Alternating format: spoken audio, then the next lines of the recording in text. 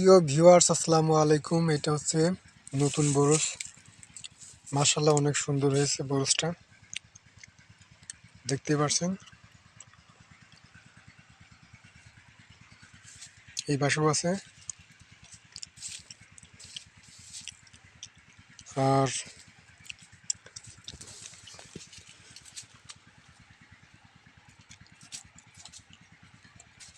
এইটা হচ্ছে পুরাতন বরস। এই বরসটার বয়স প্রায় 10-12 বছর হতে চলছে। অনেক সুন্দর পান হয়েছে। বরসটার জমি হচ্ছে মাত্র